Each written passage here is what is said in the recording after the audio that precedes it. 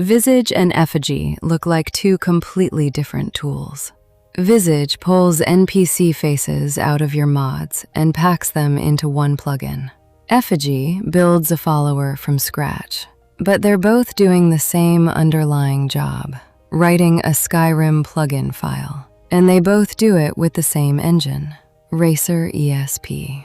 RacerESP was written by Cold Sun in Rust. It opens a plugin, hands the app the records it asks for, and writes the file back out. The important part is that it puts back exactly what it read. If you change one NPC in a 250 megabyte master file, every other byte in that file is untouched. Nothing gets quietly mangled. And because both apps share it, a fix in the engine shows up in both of them at once.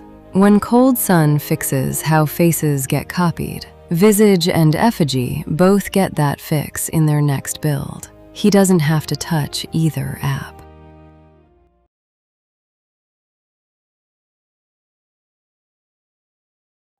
Everything Visage does starts here, so let's set it up once. The first question is how you manage your mods, and the answer changes which fields you get below. Visage tries to work it out for you.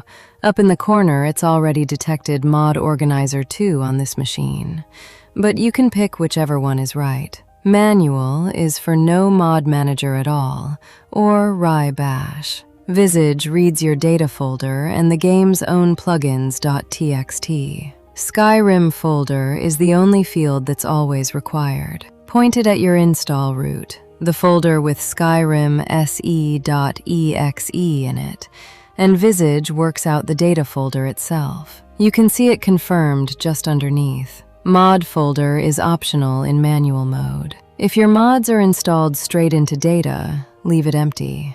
Only fill it in if you also keep a separate mods folder on the side, like I do here. Load order is the important one. That's the game's plugins.txt, the file your launcher or RacerESP maintains, and it tells Visage which plugins are actually enabled and in what order. Visage pre-fills the usual location, so most of the time you won't touch it. Leave it empty and Visage will just treat every plugin it finds as active. Scroll down and there's one more setting, and it's the same for every mod manager. Default save folder is just where the Save As box opens when you build a face library or export a recast patch. You can still save anywhere you like from there. This only sets the starting folder. Leave it empty and Visage will use your downloads folder. You should keep a dedicated working folder for this, so everything Visage produces lands in one place. Then hit save, and that's the setup done. You shouldn't need to come back here unless you move your game or switch mod managers. If you're on Mod Organizer 2, and most people watching this will be, Visage should have already found it.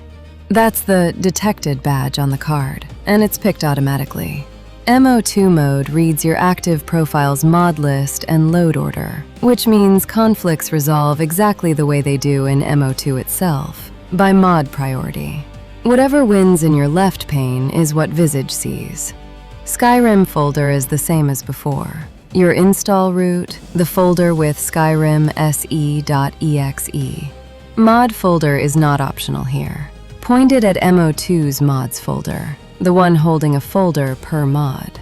That's where Visage scans for plugins that contain NPCs. MO2 profile is the one that catches people out. The active profile decides which mods are enabled, their priority, and your plugin order.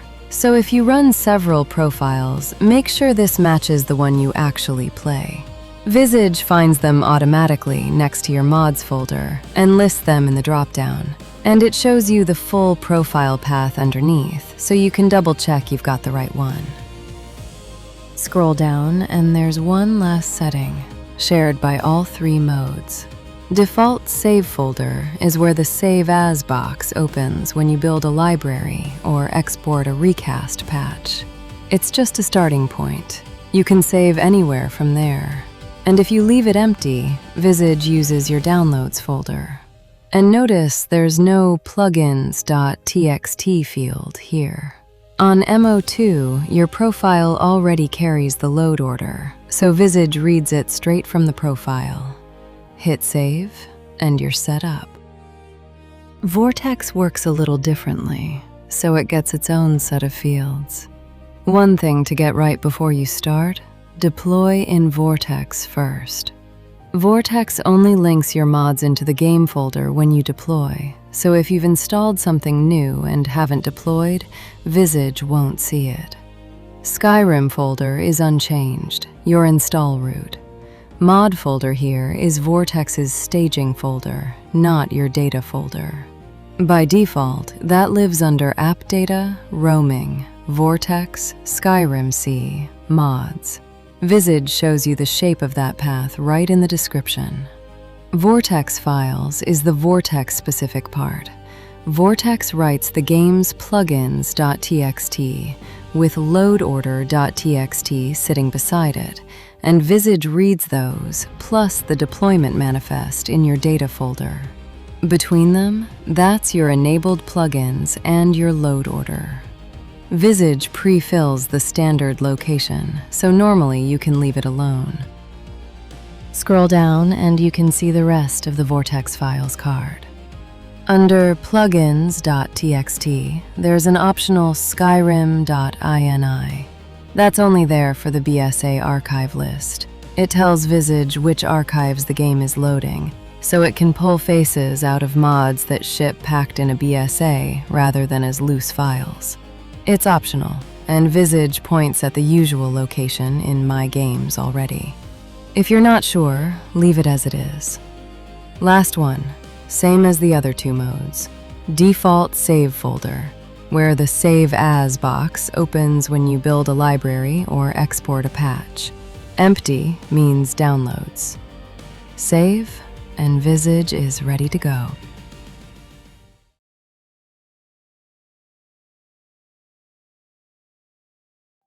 Here's the builder.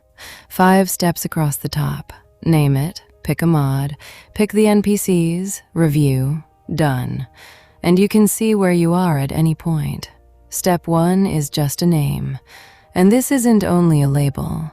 Whatever you type here becomes the plugin. You can see it forming underneath. Visage takes your name, strips the spaces, and puts VIS underscore on the front. Notice next is grayed out until you've typed something. So I'll call this one Tyrannus Face Library. And there it is, VIS underscore Tyrannus Face Library.esp. That's the plugin you'll end up installing. Pick something you'll recognize in your load order months from now. And keep it in mind if you plan to add to this library later. The name is how Visage matches it back up. Next. Step 2 is picking the mod you want faces from. Visage has scanned your mods folder. The path it looked in is right there under the heading, and it's listing every plugin that actually contains NPCs. On this setup, that's 333 of them. Anything with no NPCs in it never shows up. And vanilla and the DLC are filtered out too, so you're only looking at things you could actually take a face from.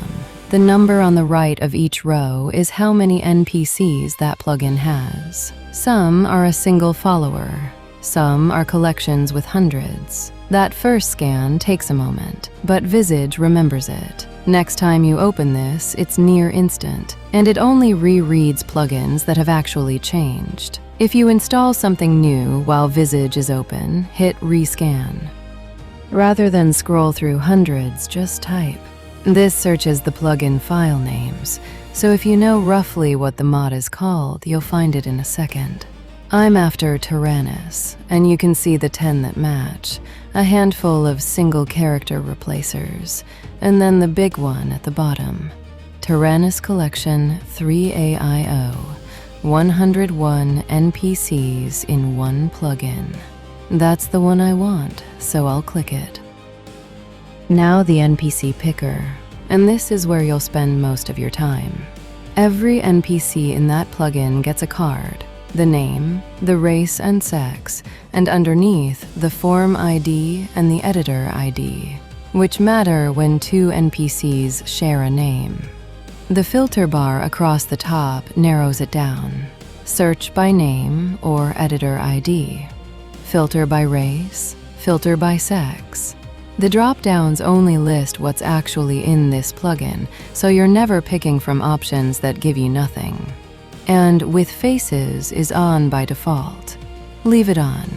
That hides NPCs that don't carry any face data of their own. Creatures, Draugr, horses, that sort of thing. Because copying those into a face library does nothing useful. Select all and none work on whatever the filters are currently showing, not the whole plugin. So you can filter to Nord females, hit select all, change the filter, and your earlier picks are still there. Each card has an add tick box and a preview button. And preview is the one I'd really encourage you to use. We'll come to that in a moment. Bottom right, the button counts what you've selected. Right now, it's nothing, so it's grayed out. Here's the race filter open. Notice it's only listing the races that are actually in this plugin. 8 of them here. It's not a fixed list of every race in Skyrim. It's built from what's in front of you, so nothing you pick can come back empty. Handy if you're after a specific look, or if you're building a library aimed at one race. Same again for sex, all, female, or male. These stack with the search box and the race filter, so you can narrow to exactly what you're after, and then use select all on just that group. If you know who you're after, just search. I'll type Ayala, and there she is, 1 of 101. 2 small things worth noticing. The header now says 1 of 101 shown, so you always know how much you're looking at versus how much is there. And the button up in the corner has changed from Select All to Select Shown. That's Visage telling you it will only act on what's currently filtered, not the whole plugin. Before I tick her, let's look at the face. This is the face preview, and it's my favorite part of the app. That is the actual face, built from the mod's own face gen data. The head mesh, the textures, the war paint, the eye color, the hair color, taken straight from the NPC record. It's not a screenshot somebody supplied, it's what you'd get in-game.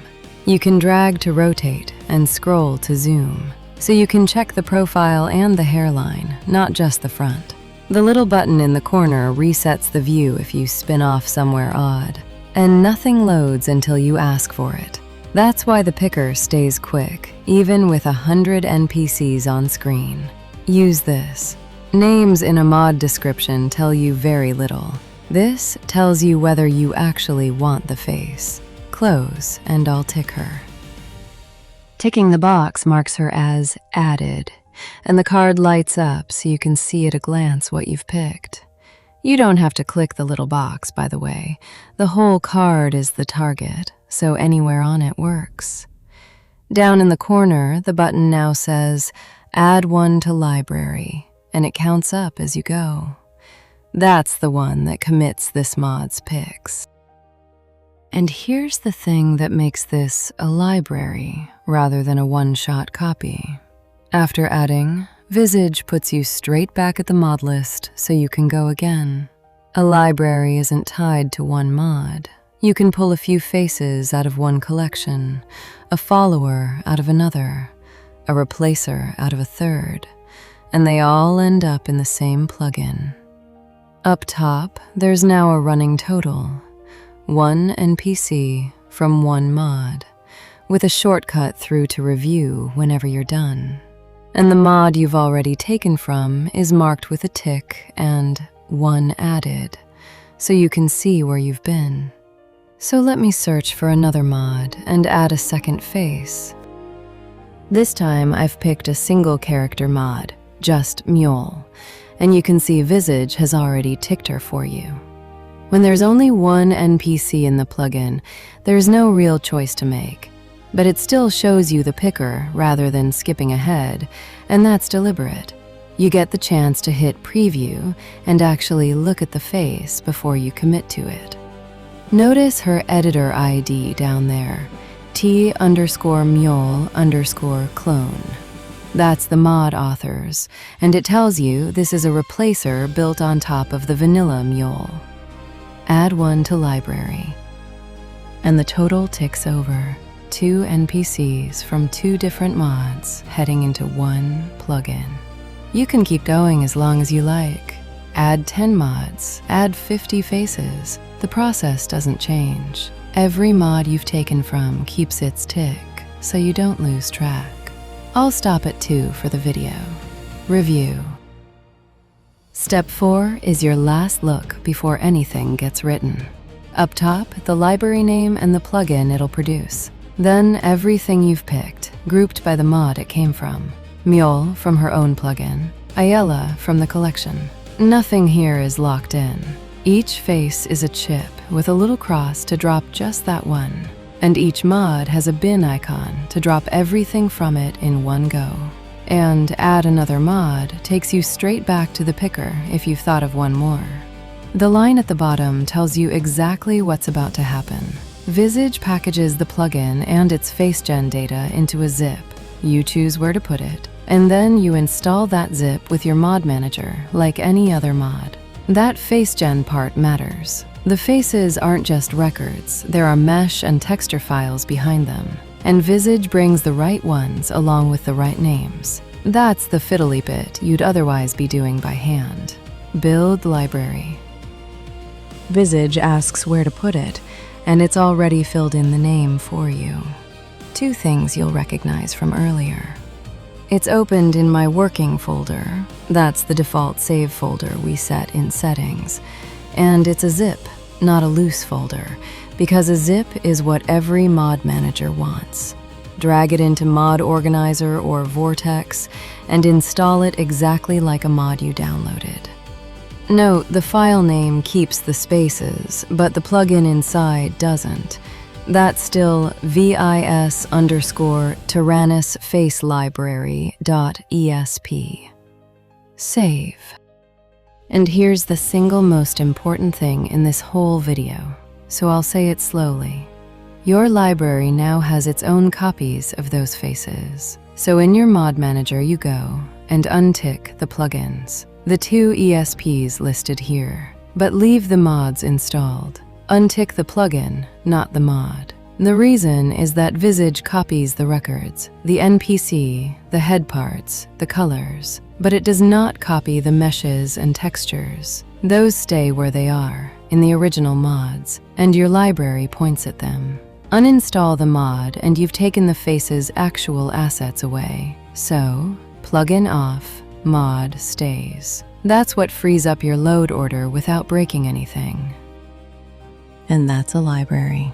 The 3 tiles are what came out. 2 NPCs, 31 records, 2 FaceGen files. 31 records for 2 faces. That's the head parts, the texture sets, the hair colors, the body records, everything those 2 faces depend on, all copied and renamed so the library stands on its own. Underneath, where it went, which is the zip you install. Then the important box. Every copied record now carries the VIS_ prefix, so it can't collide with anything else in your load order. And look at the masters. Skyrim, Update, the 3DLC, plus High Poly Head. That last one is an asset pack these faces genuinely depend on, so Visage masters on it rather than copying it, and that one stays enabled. Everything else here is vanilla. It's also ESL flagged, which means it costs you no load order slot at all. Built from lists, the plugins you can now switch off. Same list as the pop-up.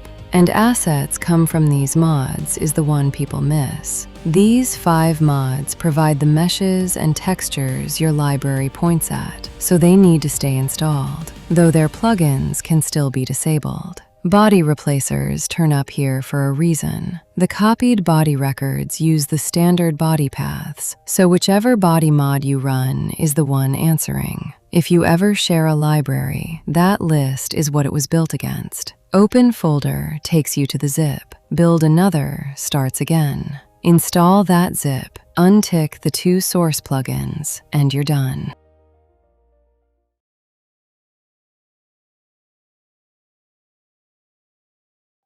Every library you build gets saved here. Not just the zip, but the recipe, which mods you took from, which NPCs, and where the result went. The card shows you the lot at a glance, the plugin name, when you built it, the same 3 stats, and a chip per source mod with how many faces came from each. If a source mod ever goes missing from your setup, that chip turns amber to warn you.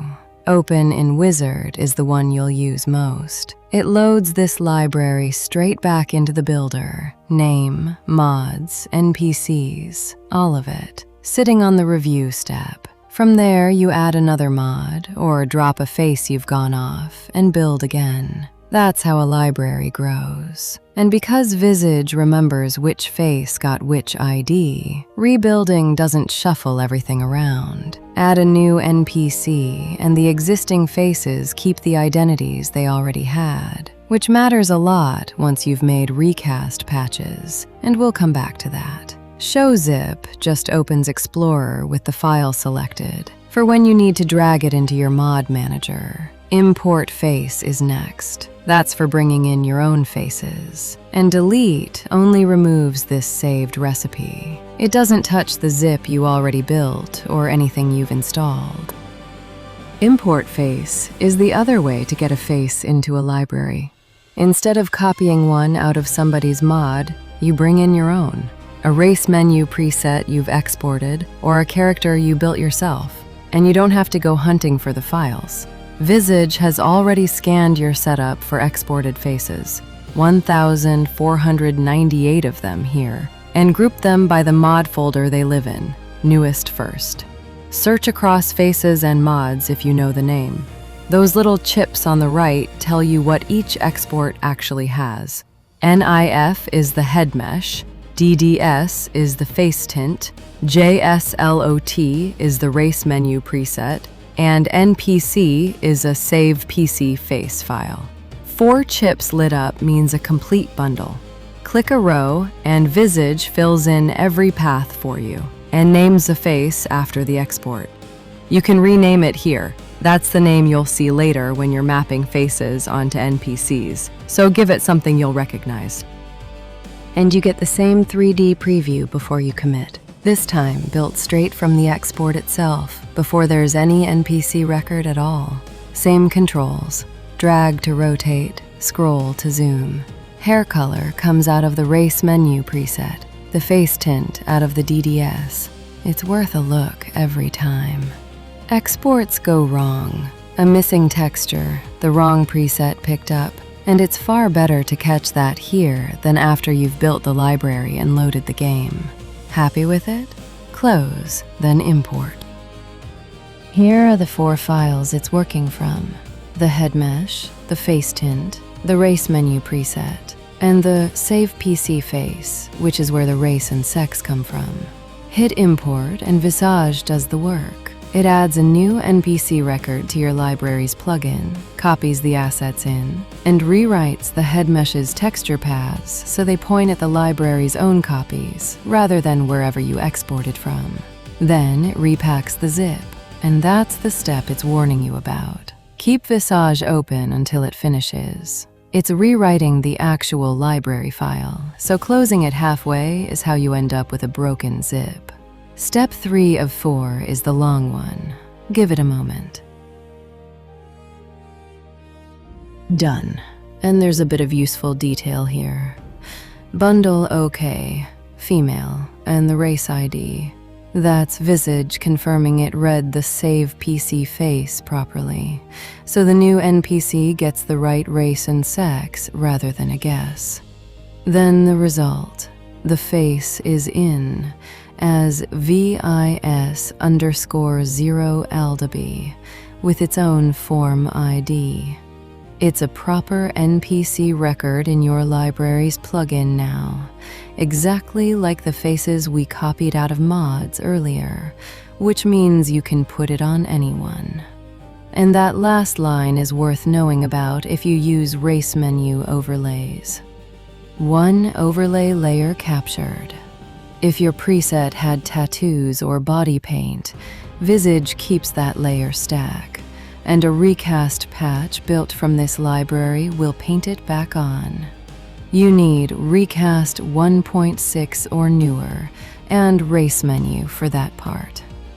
Note also the little pick from 503 found.npc files row. If Visage ever guesses the wrong save PC face, that's where you correct it. Reinstall the zip in your mod manager and the new face is live.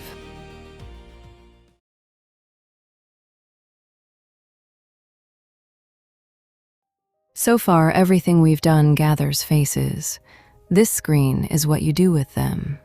A recast patch takes a face out of one of your libraries and puts it on a completely different NPC, someone already in your game. Want Lydia to have the face from a preset you made?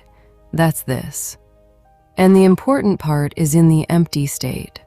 Recast applies them at runtime, no ESP edits. Visage isn't producing a plugin that overwrites Lydia's record. It writes a small text patch that the Recast SKSE plugin reads while the game is loading, and it swaps the face in memory. Nothing in your load order gets overwritten, nothing conflicts, and you can pull it back out by deleting a file. You'll need the Recast SKSE plugin installed for these to do anything. It's the piece that does the work in-game. There's one button while this is empty. New Recast patch. Once you've made some, each one gets a card here with Open, Show Zip, and Delete, exactly like the library screen. Let's make one. 3 steps this time. Name the patch, map the faces, review. Give the patch a name. This becomes the file name, so if you end up with several patches, you'll want to tell them apart. Then pick which library you're pulling faces from. Just the one here, and notice it says 3 faces, the 2 we copied out of mods, plus the one we imported. Everything in the library is fair game. This is the mapping step, and it reads in one direction. For each face on the left, you choose which NPC in your game should wear it. All 3 faces from the library are listed, with the VIS editor IDs underneath. And see the note at the top. Unassigned faces are left out of the patch. You don't have to use them all. Anything you skip simply isn't in the patch. Zero Alpha has that one overlay chip, which is the preset overlay we captured on import carrying through. Auto Match is the shortcut. It'll try to assign faces for you 2 ways. First, by identity. If a face was copied from a specific NPC, it puts it back on that NPC. And failing that, by exact name. But only when there's exactly one match and the sexes agree. If it's at all ambiguous, it leaves the row alone rather than guessing. It never overwrites anything you've picked by hand. I'll do this one manually. Assign target. This is the target picker. Every NPC in your load order that you could put this face on. It's already filtered to female only because the face we're assigning is female. Visage does that for you, so you can't accidentally put a female face on a male NPC. Search by name to narrow it down. I've typed Anne. Now, look at the right-hand column, because this is the bit people miss. Those are the plugins each NPC comes from. Skyrim.esm for the vanilla ones, but also CS Foundation, BS Heartland. Mod-added NPCs are targets too. This isn't limited to vanilla characters. If a mod adds an NPC, you can recast their face. And the source dropdown at the top filters the whole list down to one plugin with a count next to each. So if you're working through a follower mod or a big quest mod, you can just show that one. You'll notice the same name appearing more than once. Aneka from Skyrim and Aneka again from Foundation. That's why the editor ID and plugin are shown. They tell you which record is which. Pick the one that defines the NPC, usually the vanilla master. I'll put this face on Aneka. And there's the finished mapping. 3 faces, 3 targets. Mule and Ayala went back onto Mule and Ayala. That's the identity match. Those faces were copied out of replacers for those exact NPCs, so Visage put them straight back where they came from. And that's the case where AutoMatch does the whole job for you. Zero Alpha is the interesting one. That face came from a preset. It isn't from anybody. So I chose who wears it. Aneka Crag Jumper. And her overlay layer rides along with her. Each row has change if you want a different target, a little cross on the chip to clear it, and the sliders button opens per swap extras. You can also change the target's body, sex, voice, or display name in the same patch if you want to go further than the face.